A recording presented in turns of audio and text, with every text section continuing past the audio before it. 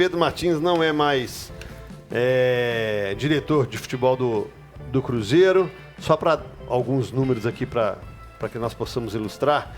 A gestão de futebol do Pedro Martins ficou marcada pelas trocas de comando desde 2022. Foram 5 treinadores: Pesolano, Pepa, Zé Ricardo, Larcamão e Seabra. Contratações. Ele contratou 68 jogadores ao todo, sendo 36 em 22, 26 em 2023 e 10 na atual temporada. Esses são os números. Queria que você fizesse um balanço. E a acertada saída do Pedro ou não? É porque, na verdade, não foi uma saída porque o Cruzeiro quis, né? Então, não sei se foi acertado ou não. Mas se o Cruzeiro não quisesse, não bateria o pé e não faria uma contra? Não, fica, a gente gosta muito de você. O que você vai receber lá? X? Vem pra cá, fica aqui. Mas eu não sei se não foi aqui. feito também, né? X mais Y. Não sei se não foi feito. Eu não sei até que ponto o Cruzeiro se esforçou para a permanência do Pedro. A gente vai ter é hoje, né? A coletiva do Paulo André, que eu acho que vai talvez falar um pouco a respeito disso.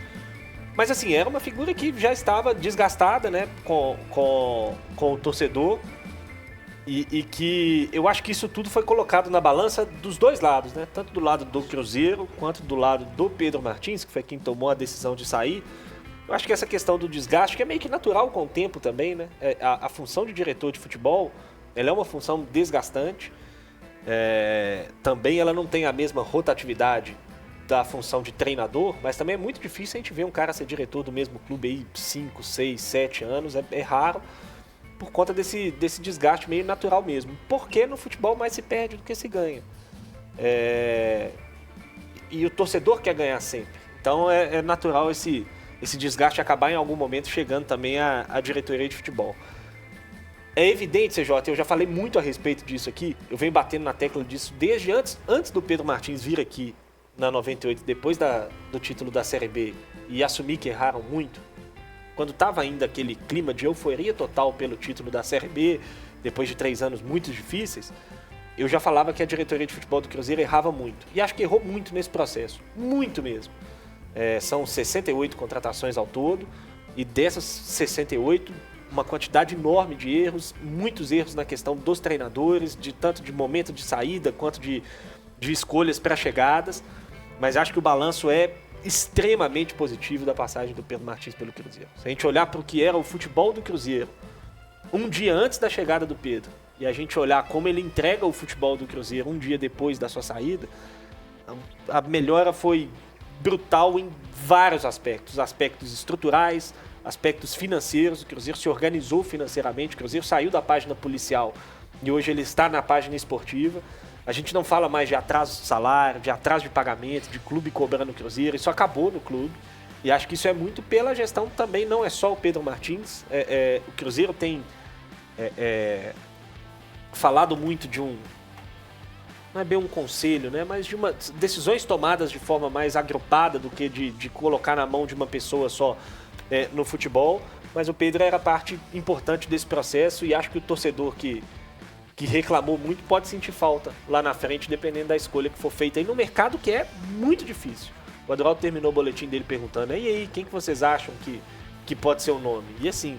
É difícil. Mercado é muito difícil. Muito difícil. Muito difícil. Tanto que o Atlético efetivou um ídolo que não tem experiência no cargo. Nunca foi. E tanto que o Vasco, que mesmo com muito dinheiro no seu projeto e tudo mais, ficou aí mais de mês, né? Atrás, para achar um nome. Tem poucos nomes, né? Então assim, e acho que, querendo ou não, o momento é o melhor possível para o Cruzeiro. Janela fechada, treinador acabou de chegar. A urgência agora ela é muito pequena. O Cruzeiro pode ir com muita calma no mercado. O Paulo André é um cara que ele é parte importante nesse processo. Mas aí que tá. Eu discordo no seguinte sentido. Se é um momento bem propício, claro que utilize a inteligência para atacar o mercado, mas o diretor que chegar, ele vai ter um tempo muito maior de trabalhar do que chegar na janela e contrata, pressão. É claro que quanto antes chegar, melhor. Mas estou dizendo que assim, não tem uma urgência agora, um desespero. Cara, nós precisamos de um diretor de futebol de qualquer jeito. Tentamos esse cara aqui, ele não quis, vamos atrás de outro. Não, é pensar com calma e escolher um nome que possa permanecer um tempo bom, como ficou o Pedro aí, né?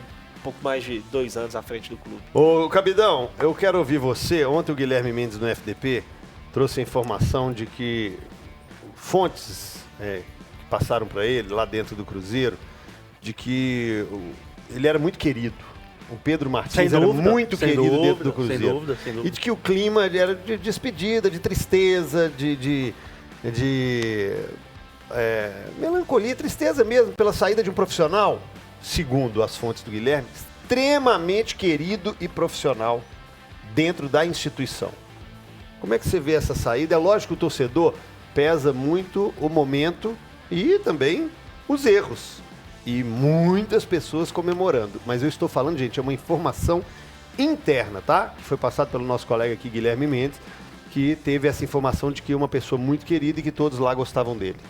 Não, mas a gente já sabia que o Pedro Martins era um cara bem quisto dentro do clube, muita gente gosta dele, alguns jogadores também gostam muito dele, mas a verdade, CJ, é que foi bom para todo mundo isso.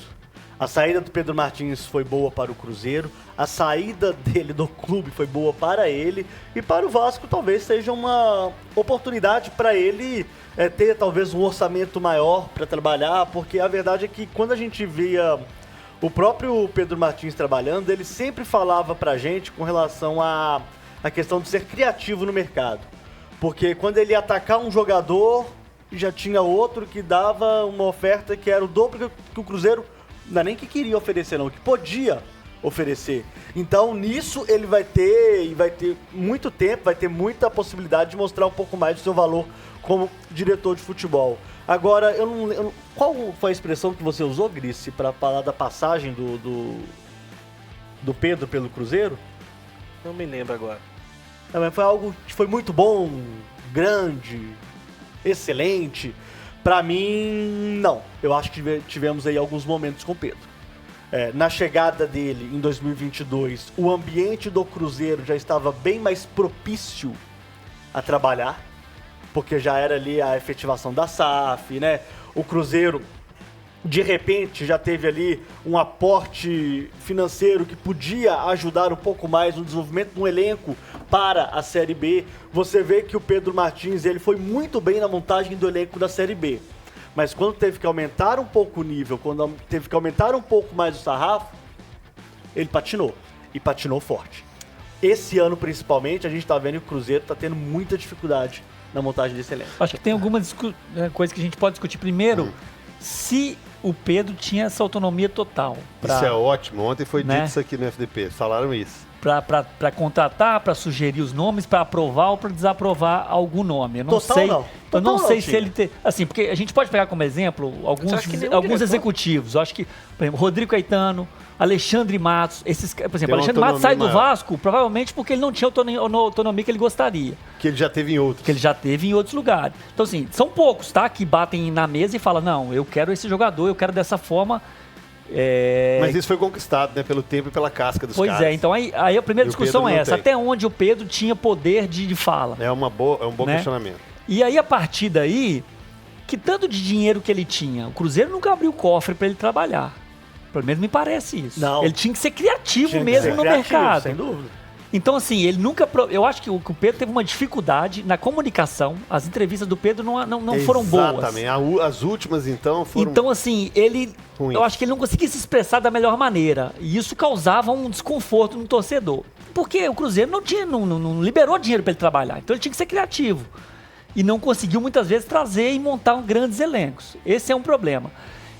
Agora, o que ele falou e que a diretoria falou, de certa forma, foi cumprido, que era subir para a primeira divisão, nos primeiros anos se manteve até com mais dificuldade, um pouco do que esperava. Um pouco não, gente. Não, mas falou em 12º e ficou em 14º, não foi mas isso? Na última rodada do Cruzeiro, na penúltima rodada do Cruzeiro, poderia ter sido rebaixado. Mas não está longe do que planejaram. Foi com sufoco? Ontem o Guriz falou isso, mas eu acabei discordando. Cumpriu a risca. Gente, o Cruzeiro ter ficado onde ele ficou foi um detalhe. Ele podia ter ficado naturalmente em 17º lugar. Eu não tô falando mas é naturalmente. Eu não tô falando que é o ideal, mas ele não tá longe do que eles tinham prometido.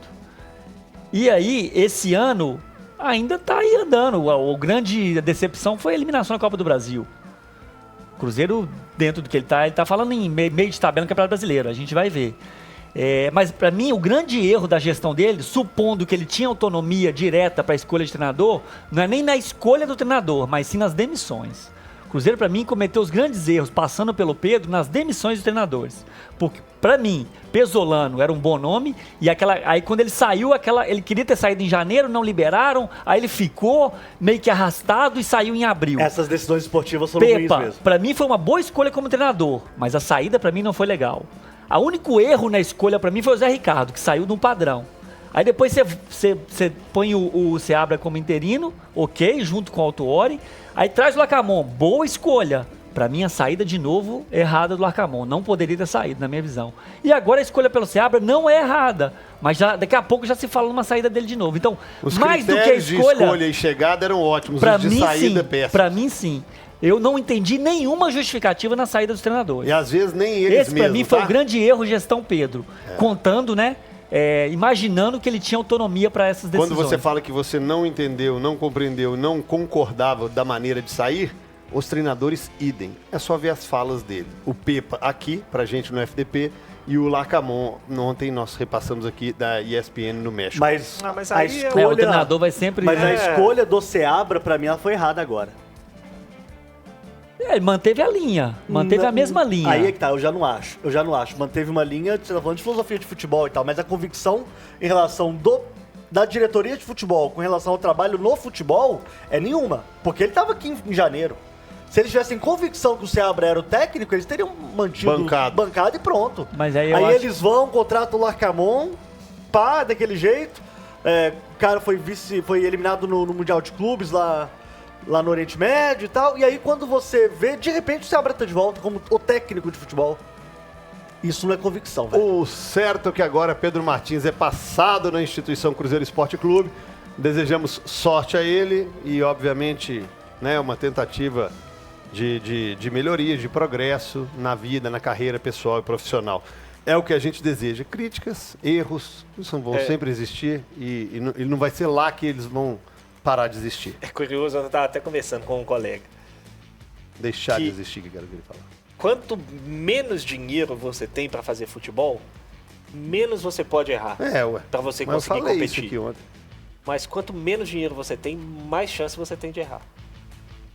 É um ciclo vicioso muito difícil, cara.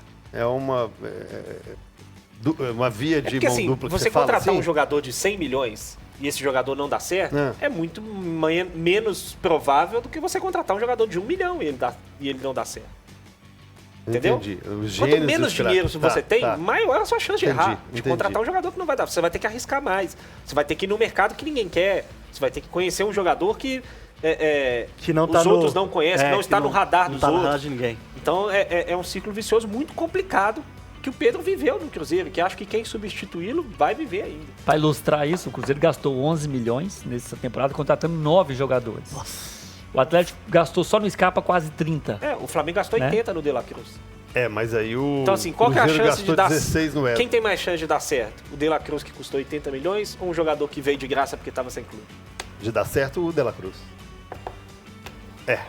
Mas quem precisa mais que o jogador que foi contratado dê certo? Quem gasta menos.